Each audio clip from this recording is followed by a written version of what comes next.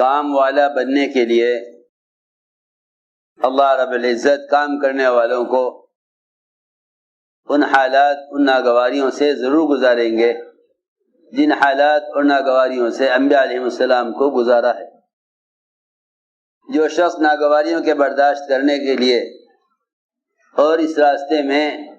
انبیاء علیہ السلام والی وسعت قلبی کے لیے وسعت قلبی کے ساتھ چلنے کے لیے تیار نہ ہو، وہ گویا اپنے آپ کو اللہ کے یہاں اس کام کے لیے قبول کروانا نہیں چاہتا۔ ورنہ سب سے بنیادی بات یہ ہے کہ جو حالات انبیاء علیہ السلام پر گزرے ہیں ان حالات کے چھوٹے چھوٹے نمونے اس کام کے کرنے والوں پر ضرور آئیں گے، اس لیے کہ راستہ وہی ہے، اس لیے کہ راستہ وہی ہے۔ جو بات بھی کام کرنے والوں کو پیش آئے گی وہ انبیاء اور صحابہ کی تاریخ میں ضرور ملے گی، انبیاء اور صحابہ کی تاریخ میں ضرور ملے گی۔ شکایت کرتے ہیں دو قسم کے لوگ، حالات کی شکایت کرتے ہیں دو قسم کے لوگ۔ ایک تو وہ لوگ جو اس کام میں چلتے ہیں لیکن انہیں انبیاء علیہ السلام اور صحابہ کرام پر آنے والی اذیتوں کا علم نہیں ہے، وہ یہ سمجھتے ہیں کہ یہ کام زمانے کے اعتبار سے چلے گا، حالانکہ اللہ رب العزت نے جس طرح دین میں ضابطے متعین کر دیے اسی طرح اللہ نے دعوت کے بھی ضابطے متعین کر دیے ہیں۔ وہ تمام چیزیں کام کرنے والوں کو پیش آئیں گی اس راستے میں جو انبیاء علیہ السلام کو پیش آ چکی ہیں۔ حضور اکرم صلی اللہ علیہ وسلم سے اللہ رب العزت نے یہ فرمایا کہ جو کچھ آپ کو کہا جا رہا ہے آپ سے پہلے انبیاء علیہ السلام کو کہا جا چکا ہے۔ آپ یہ نہ سمجھیے کہ جو کچھ آپ کے ساتھ ہو رہا ہے یہ پہلے کسی کے ساتھ نہیں ہوا،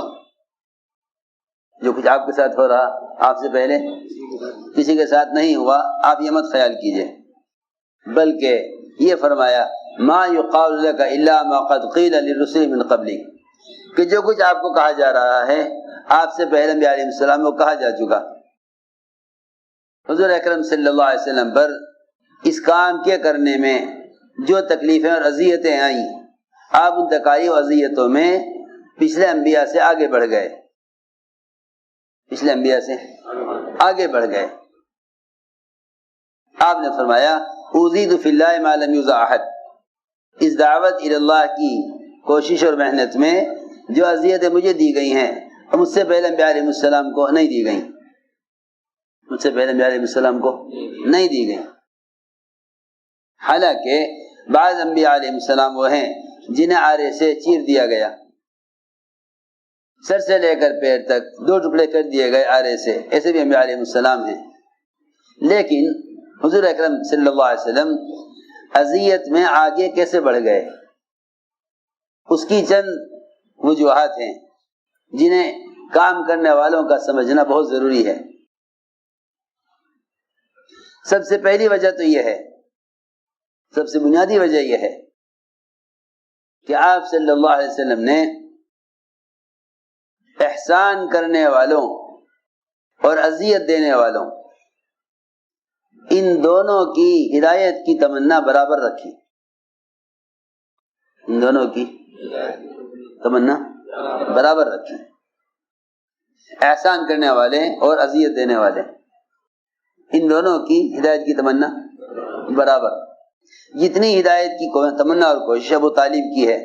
کہ وہ بڑے محسن ہیں، بہت ساتھ دینے والے ہیں، اتنی ہدایت کی تمنا اور کوشش ابو جہل کی ہے کہ وہ سخت ستانے والا اور اذیتیں پہنچانے والا اور آپ کی بات کی سب میں تکذیب کرنے والا، آپ کی بات کو چلنے نہ دینے والا۔ پہلی بات تو یہ ہے اللہ تعالی یہ دیکھنا چاہتے ہیں کہ ان کے صحیح کام میں جو رکاوٹیں ہیں، ان کے صحیح کام میں جو رکاوٹیں ڈالنے والے ہیں ان کے بارے میں ان کا جذبہ کیا ہے،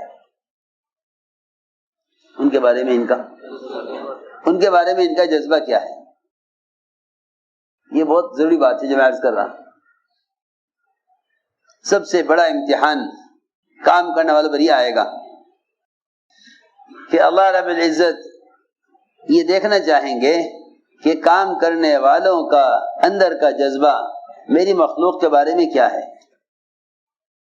ان کا اندر کا جذبہ میری مخلوق کے بارے میں کیا ہے۔ بس یہی سب سے بنیادی چیز ہے جس سے انبیاء علیہ السلام گزر جاتے ہیں تو اللہ رب العزت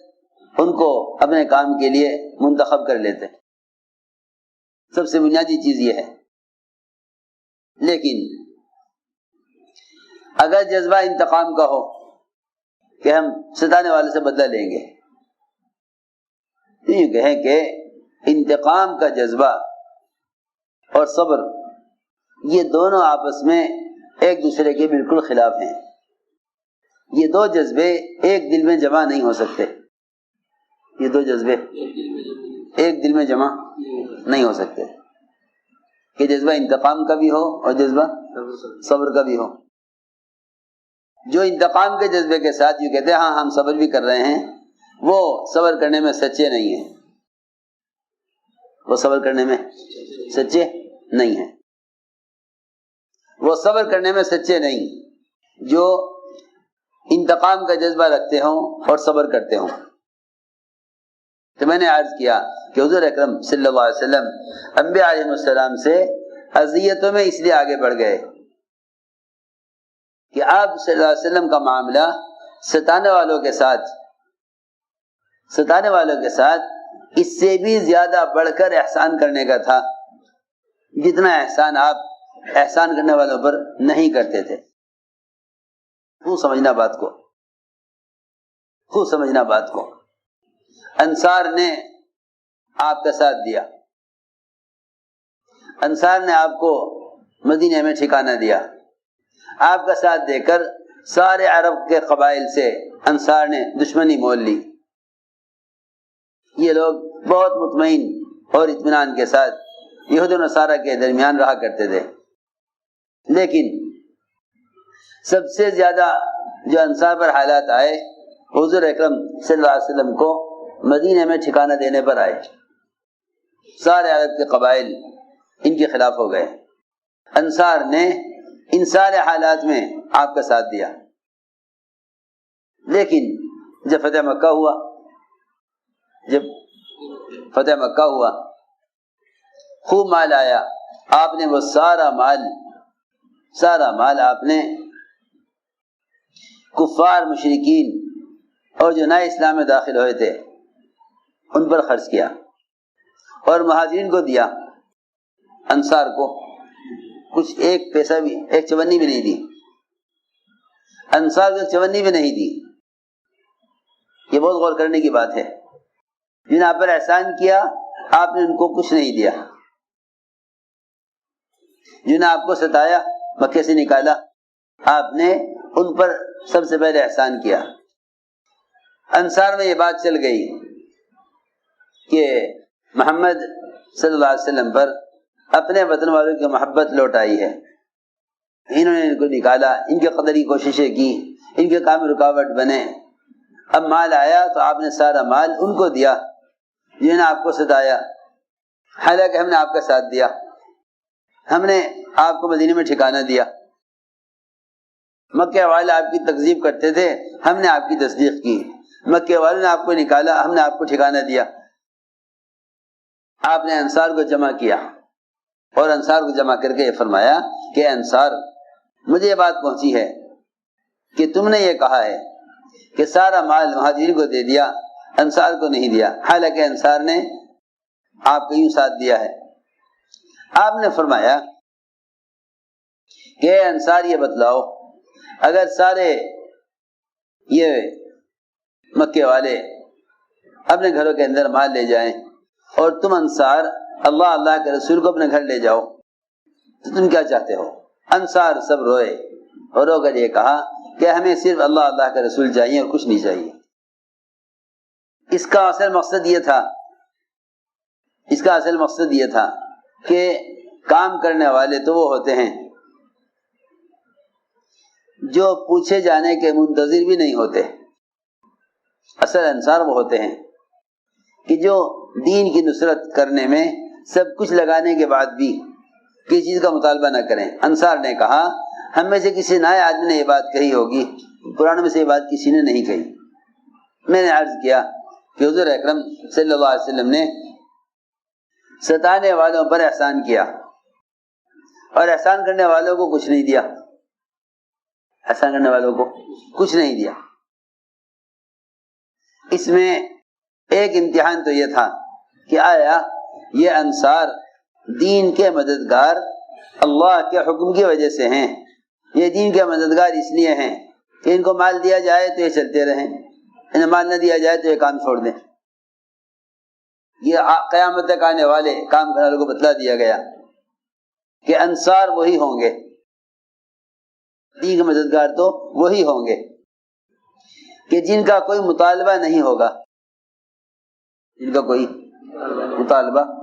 ہرگز نہیں ہوگا. انصار وہی ہو سکتے ہیں اور دین کی مدد پر استقامت انہیں کو ہو سکتی ہے جن کی طرف سے کوئی مطالبہ نہ ہو کہ نہیں ہم کچھ نہیں چاہتے سوائے اللہ کے رسول کے. یعنی عجیب بات ہے کہ انصار کے انصار ہونے کا جو اصل سرٹیفکیٹ اور سند ہے وہ یہ ہے کہ ہم اس امتحان میں کامیاب ہو گئے کہ ہم باوجود یہ کہ ہم نے اپنا سب کچھ دین پر لگا دیا، سب کچھ دین پر لگا دیا، مگر ہم اس کا بدلہ تو بہت دور کی بات ہے، ہم اپنی کوشش پر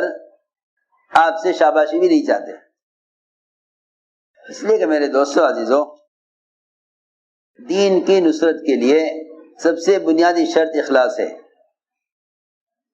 اللہ کے یہاں عمل کی قبولیت کے لیے بنیادی چیز اخلاص ہے. جہاں کسی بھی چیز کا مطالبہ ہو سمجھ لو کہ وہاں اخلاص نہیں ہے.